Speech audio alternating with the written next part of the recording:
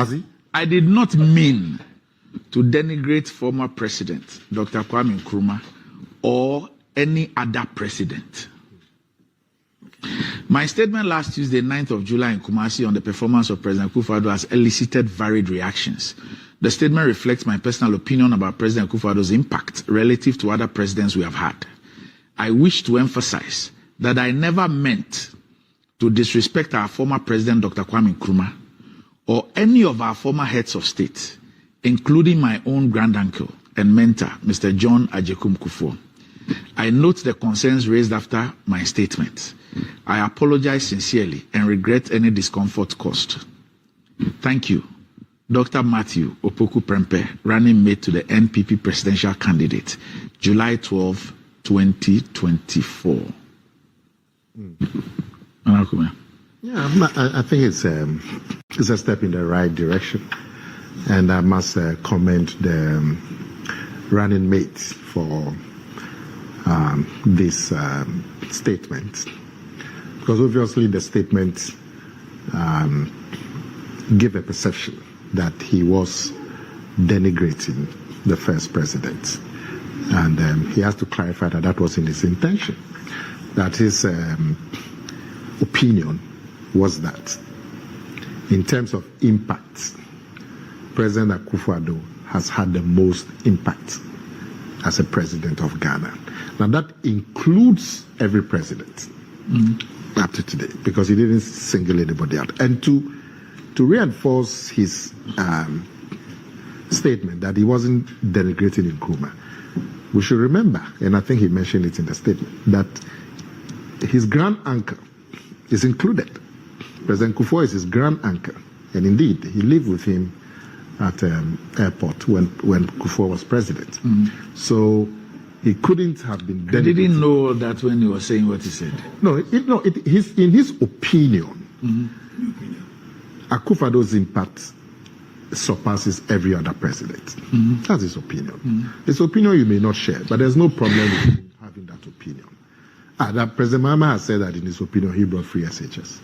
We all know that cannot be true, but he says that he believes he brought it up. It's not.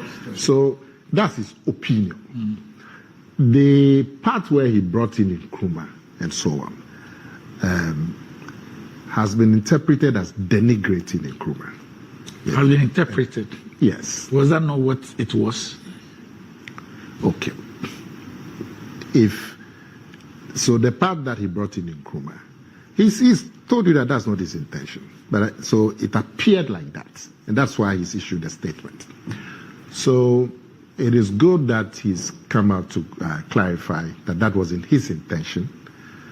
He says that I never meant to disrespect our former president, Dr. Kwame Nkrumah, or any of our former heads of state, including my own granduncle and mentor, Mr. John Agyapong Kufuor. Yeah. Okay. I want to show you a video. That says what? No, I want to show you a video, and I want to take your view on that video. Which one? The one he's... No, let me show you. Which video? No, you're showing him. Yes. Okay, you show. The video where he speaks about former President Mahama. Oh, okay. Yes. I thought I want us to watch that one within the context of the issue of disrespecting former heads of state. Okay.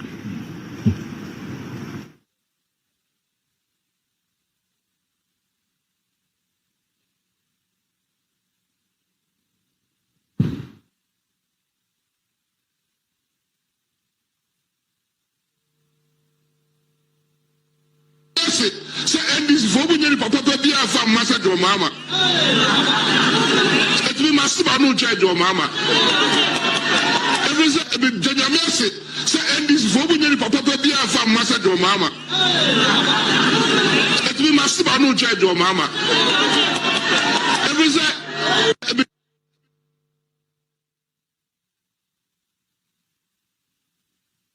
what do you make of this? Oh, Randy, you know, in our political discourse, we've all engaged in describing our political opponents in some unsavory terms. I can talk about how NDC spokespersons and so on have described Akufo-Addo and even Bawumia himself.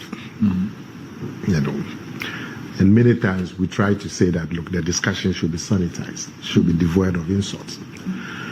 So anything that can be interpreted as insulting your opponent or so on should not be encouraged. But it's obviously something that has cut across the political divide. And if I'm to tell you, repeat some of the things that NDC spokespersons have said about Akufo-Addo and have said about Bawumia, we won't leave, but it will just be perpetuating that that thing that we don't want to encourage. So in our communication, I mean, there is enough. Hi everyone, that you can talk about. I mean, today I have spoken about President Mahama not being an alternative, and my point of that, my assertion is based on the fact that he got a chance for 4.5 years. His mandate was not renewed, so in my view, he failed. That is not a denigration on his person. I'm just looking at the election results and interpreting it. So we should be careful in our communication to ensure that we do. And I don't think this is about like 2 years ago or something, when John Mahama was not. He was a cabinet minister, yeah? Sorry? I think that's when he was elected by the NDC. When he was elected by the NDC. So going forward, I hope that the communication will be more sanitized. What you played, I've never seen, this is the first time, that could be interpreted as a denigration. And we will have could be.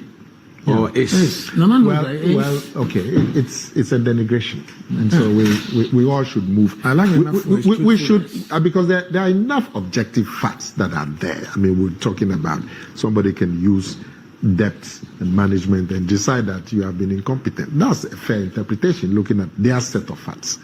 Another person will look at the same facts and disagree. But that's how the discourse should be. And so we should try. That's why I'm happy that on this occasion. I got a couple of comments that raises an issue. That the day after the incident. Yeah. Which incident? Oh, you mean NAPO'S? Yes. Okay. He was reported to be in the Western region. And then he had the opportunity of speaking about this issue. Thank you. And he said that he was being misrepresented, and that Ghanaians don't like people who speak the truth, and that they rather applaud people who lie. So his first opportunity was that of speaking to that issue